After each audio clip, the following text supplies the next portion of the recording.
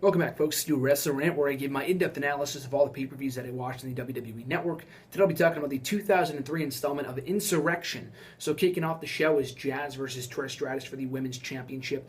Really good matchup here, and I was very happy that it kicked off the show. It's not too often that you see a women's match placed in the opening slot of a pay-per-view, so I thought that was great. Jazz came out victorious, still your women's champion, but like I said in my last video, I'm a fan more of this kind of wrestling than the bullshit, like you go back a complete 180 from the fucking arm wrestling match that I think it was the Cat and somebody else had at the 2000 installment, which I thought was bullshit. I mean, yeah, sure, it's entertaining for what it was, or, the TNA and stuff like that. I'm not talking about the company here, but still. I think them as wrestlers, just give them some time, give them a story to work with, which is exactly what Jazz and Trish had here, and they made the most of it. They had a very good match. They had 10 minutes worth of in-ring time on the show. So a great way, a more refreshing way of kicking off the show. So I thought it was really enjoyable. So like I said, Jazz, still your women's champion. Up next, we had Christian versus Booker T for the Intercontinental Championship. And this was shortly after the Judgment Day pay-per-view that year, where Christian won an over-the-top battle royal to win his first Intercontinental Championship. I think it was declared vacant after it was unified, I think, with Kane and Triple H the previous year at Judgment Day. I can't remember. But anyway, Stone Cold Steve Austin, who was the sheriff at the time, brought back the Intercontinental Championship. Christian won it by last eliminating Booker T, and they had a rematch on this show, which I thought was great. Christian and Booker T, from the match that I've seen, have always worked well together. This was no exception. Christian came out victorious, still the Intercontinental Champion, doing a little cheating, some dirty tactics to retain that title, so a nice furthering of the feud, but a great follow-up from the Battle Royal from Judgment Day, a short time prior to this. So a great match on Christian and Booker T over the Intercontinental Championship.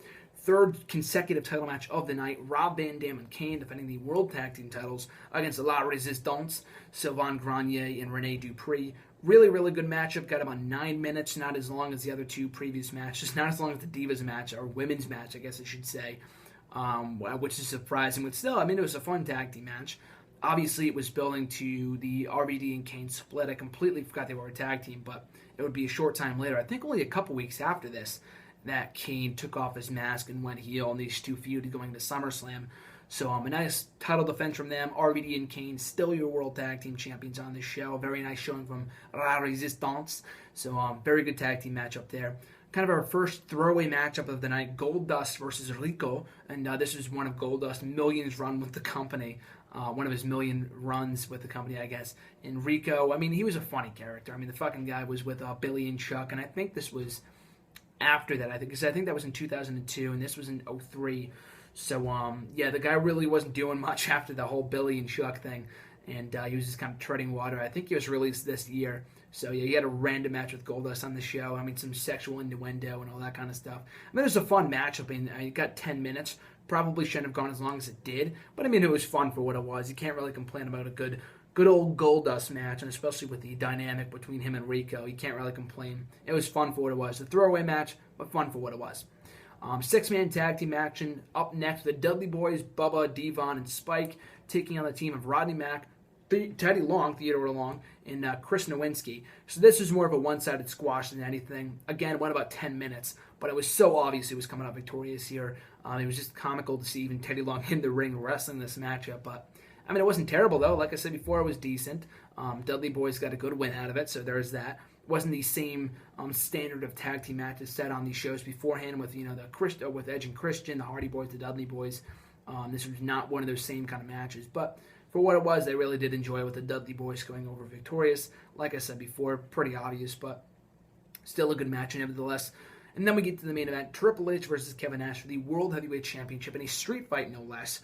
Kevin Nash had just turned on Triple H. He had just come back to the company, getting this big world title push. Ric Flair was in Triple H's corner right when Evolution first got started. I think Orton and Batista were still out with injuries at this point. And Shawn Michaels was in the corner of Kevin Nash. So he got involved a few times. I thought it was a really good matchup. Not as good as their Hell in a Cell matchup. I thought that was slightly better between Nash and Triple H. But this was a nice way of getting to that point. Went about 15 minutes. Probably could have gone a little longer. I mean, I was surprised it didn't go as long as it probably could have. The IC title match got more time than the World title match, which was surprising. But it was entertaining. I mean, Triple H and Kevin Nash, Not the biggest Kevin Nash fan as a wrestler, but I mean, he's had some really good matches. I mean, it's funny even talking about this match because these two would have another match, a sledgehammer on a ladder match or sledgehammer on a pole, whatever you want to call it, at TLC in 2011. And I thought this matchup was slightly better than that. Again, slightly boring at points, but the ending was really, really cool, especially with Ric Flair and Shawn Michaels getting involved at various points. So I enjoyed it for what it was. Triple H coming up victorious, still the World Heavyweight Champion.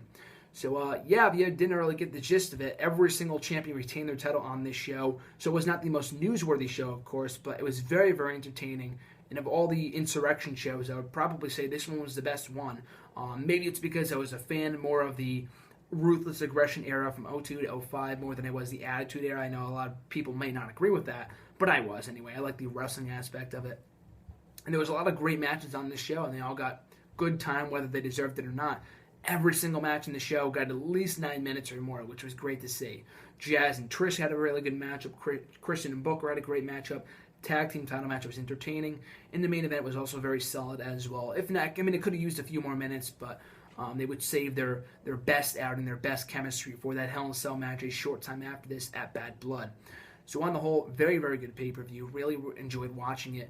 Like I said before, the best of the Insurrextion pay-per-views. So if you've gone back and watched my 2000, 2001, 2002 installments, they're my reviews of those shows. Go back and check them out if you haven't already.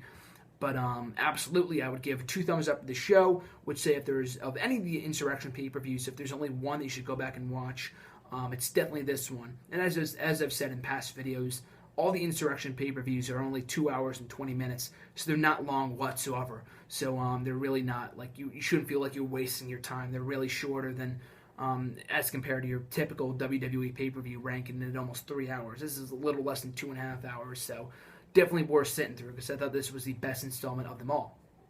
So that's going to wrap my reviews of the Insurrextion pay-per-views.